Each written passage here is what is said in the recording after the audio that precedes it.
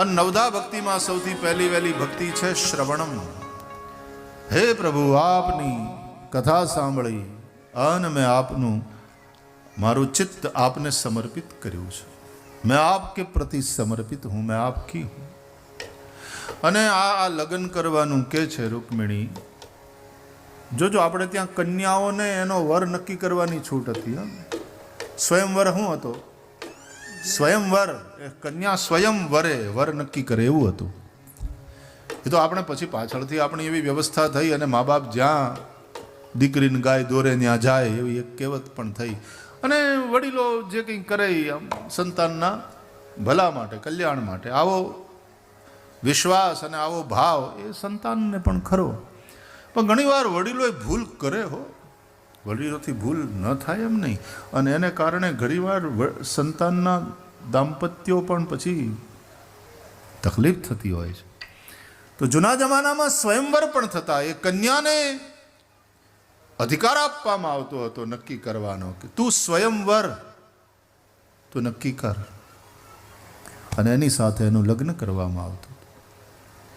તો અહીંયા બાપા તો તૈયાર હતા રૂકમિણીના, પણ ભાઈ આડો ફાટ્યો રૂકમિયો. અને રૂકમિણીએ પોતાનો ભાવ દ્વારકાધીશ શ્રી કૃષ્ણને પહોંચાડ્યો. અને એમ કહે છે રૂકમિણી શ્રી કૃષ્ણને કે આપણો સંબંધ એ યોગ્ય રહેશે, કારણ કાત્વા મુકુંદ મહતી કુલશીલ રૂપ વિદ્યા વયો દ્રવિણ ધામ વિહિ આત્મતુલ્યમ. મેં ગઈકાલે તમને કીધું હતું કે રૂકમિણીજી ડબલ ગ્રેજ્યુએટ હતા. માત્ર ડબલ ગ્રેજ્યુએટ નહીં, એણે સાયકોલોજીમાં પીએચડી પણ કરેલું. તો ઘણાને એમ થાય કે ભાઈ શ્રી આવી મજાક કરે છે. મજાક નહીં, હું આવો વિનોદ કરતો હોઉં ને તો એનો ક્યાંક આધાર હોય મારા ભાગવતમાં. એમને એમ ન કરવું, એનો આધાર હોય. એ જે હું બોલ્યો તો એનો આધાર ભાગવતમાં આ જગ્યાએ છે. કાત્વા મુકુંદ મહતી કુલ શીલ રૂપ વિદ્યા વયઃ દ્રવિણ ધામ વિહિ આત્મતુલ્યમ. આ હાથ વસ્તુમાં આપણે બરોબરિયા છીએ. કૃષ્ણ જગતગુરુ થયો તો એની હારે લગ્ન કરવાનો દાવો કરનારી રૂકમિણીજી એ પણ વિદ્યામાં આમ બરોબરી કરે એવા છે. હું ભણેલ છું, અભણ નથી. આપણી બધી રૂખમણીઓ એવું કરી શકે ને, એવું કહી શકે એવું કરવાનું છે આપણે. એટલા માટે વિદ્યાલયની વાત, એટલા માટે આપણી રૂખમણીઓ તે અભણ ન હોવી જોઈએ. આ હાથ વસ્તુમાં, અને એને લગ્ન કરવા હોય ને દીકરી દેવી હોય તો આ હાથ વસ્તુ જોવાની. કુળ, શીલ, રૂપ, વિદ્યા, વય, ઉંમર, દ્રવિણ, પૈસા, અને ધામ, રહેવાની જગ્યા. એમાં હમો વડિયા હોય ને એમાં થાય. રૂકમણી કહે છે કે આ બધામાં સમો વડિયા છે. હું પણ રાજકુમારી છું, ભણેલી છું, વિદ્યા.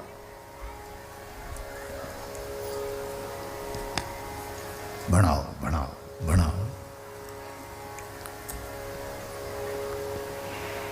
અને પછી ભગવાન આવે છે રથ લઈને, અને આવું એક ઉત્તમ કન્યા રત્ન અને આટલા પ્રેમથી સમર્પિત છે, અને ભગવાનને કહે છે કે તમે અહીંયા આવીને મારું હરણ કરીને લઈ જાઓ. અને જ્યાં સખીઓની સાથે જગદંબાના મંદિરમાં રૂકમિણી પૂજા કરે છે, રૂકમિણીની પ્રાર્થના પ્રમાણે પ્રભુ ત્યાં આવી અને રૂકમિણીનું હરણ કરે. આનો મતલબ એમ થયો કે આપણે બધાએ ભગવાનને આવી પ્રાર્થના કરાય કે હે પ્રભુ, આપણા એરેન્જ મેરેજ થાય એવું તો કંઈ લાગતું નથી, એટલે લવ મેરેજમાં રાખીએ આપણે ક્યાં, કે તમે જ આવો ને અમને લઈ જાઓ. હા, અમે તો તારા સુધી પોગી એમ નથી લાગતું. એવા કોઈ પુણ્ય, એવું કોઈ ભજન, એવું કોઈ તપ અમારું છે નહીં. તો મારા નાથ, તું કૃપા કરીને આવ અને અમારું બાવડું ઝાલ અને અમને અહીંથી લઈ જા. કૃષ્ણ લઈ જાય. અને વરરાજો જ આવે ને જાન લઈને, જુઓ મંગલ ઘંટ સંભળાય, મોહન મારો આવે છે, એની સ્વારીના પડઘા સંભળાય, મોહન મારો આવે છે. ભૂલી પડેલી બંસરીને અધર ધરવા કાજ, મોર મુકુટ ધરી આવશે એ, મારી છોડાવવા લોક લાજ, મોહન મારો આવે છે. એના રૂમ ઝૂમનું પૂર થાય, મોહન મારો આવે છે.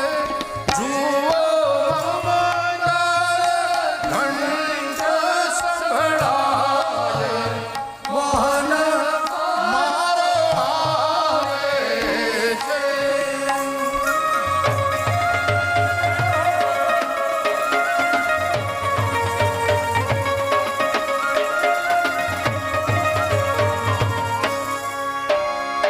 હૃદયનાથ પધારશે મુજ મલિન મંદિર દ્વાર, મોર હો કરુણા કરી સંગે ખેલશે એ, અને મારો ધન્ય થશે અવતાર, મોહન મારો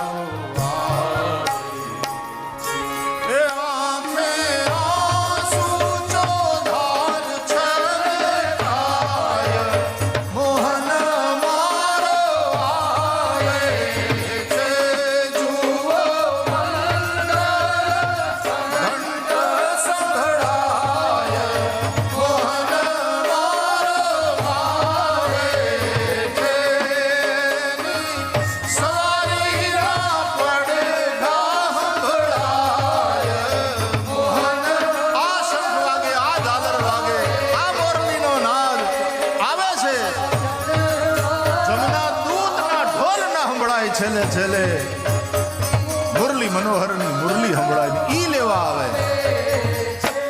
અને ભગવાનનું વચન છે, તેષામ અહમ સમુદ્ધરતા મૃત્યુ સંસાર સાગરાત ભવામી નચિરાત પાર્થ મય્યાવેશિત ચેતસામ. ઈ પાણી ગ્રહણ કરે જ્યાં હાથે વાળો થાય, ઈ હાથ ચાલે. ભગવાન હરણ કરીને લઈ ગયા રૂકમિણીનું. રૂકમિયાને શિશુપાલ અને એની સાથે આવેલા એના બધા મિત્રો એ સૌને હરાવી અને દ્વારકાધીશ પ્રભુ રૂકમિણીનું હરણ કરીને લઈ ગયા અને પછી વિધિપૂર્વક એને પોતાની કરી પાણી ગ્રહણ કર્યું. અહીંયા આપણે માધવપુરમાં ઉજવાય છે એ દિવસો. ફૂલે કોઈ નીકળે ઠાકોરજીનું, અને પછી માધવપુરનો માંડવો અને જદુ કુળની જાન, બહુ મોટે પાયે ઉત્સવ થાય માધવપુરમાં. ત્યાં કાયદેસરના લગ્ન થયા એવી માન્યતા છે. રૂકમિણી અને શ્રી કૃષ્ણના પ્રથમ પુત્ર પ્રદ્યુમ્ન એ સાક્ષાત કામદેવ છે. મહાદેવના ત્રીજા લોચનથી જે કામદેવ બળીને ભસ્મ થયા હતા એ પછી કૃષ્ણ પુત્રના રૂપમાં પ્રદ્યુમ્ન બનીને પ્રગટ થયા. પ્રદ્યુમ્નના અનિરુદ્ધ થયા છે. ભગવાનના અન્ય લગ્નોની કથા સંભળાવી, સ્યમંતકોપાખ્યાન કહ્યું. એમાં ભગવાનના બીજા બે લગ્ન સત્યભામા સાથે અને સત્રાજીત યાદવની દીકરી સત્યભામા સાથે અને જાંબુવાનની દીકરી જાંબુવતી સાથે ભગવાનના લગ્ન થયા. સૂર્યની પુત્રી કાલિંદી સાથે અને પછી સત્યા, ભદ્રા, લક્ષ્મણા અને મિત્રવિંદા સાથે પ્રભુના લગ્ન થયા. આમ 8 પટરાણી થઈ. તમે દ્વારકા જાઓ ને તો 8 પટરાણીના અલગ અલગ આમ સ્થાન છે, અને 8 પટરાણીઓનો જેનો વારો હોય એને ત્યાંથી વળી રસોઈ આવે તે દિવસની દ્વારકાધીશજીના ભોગમાં. અને પછી જે રાણીનો હાથ જેવો એ રીતે પછી રસોઈ એના ટેસ્ટમાંય ફેર હોય. જાંબુવતીને થોડું તીખું ખાવાની આદત, એટલે જાંબુવતીને ઘેરથી આવે ને ત્યારે ભગવાનને થોડા મરચાના ભજીયા મળે એમાં. આમાં થોડી તીખી ચટણી હોય, કોકને ગળ્યું ભાવતું હોય તો ત્યાંથી ગળ્યું. ઠાકોરજી જેને જે તમને ભાવે, ઠાકોરજી કે મને ભાવે, તું તારે રાંધ પ્રેમથી ખવડાવે, મને બધું ભાવશે, જે તું ભાવે જમાડીશ એ બધું ખાઈશ. શબરીના એઠા બોરા ખાઈ જતો હોય અને સુલભા દેવીના કેળાની છાલ ખાઈ જતો હોય તો એ ભગવાન ભાવને જુએ છે. તદહમ ભક્ત્યુપહૃતમ અશ્નામી પ્રયતાત્મનઃ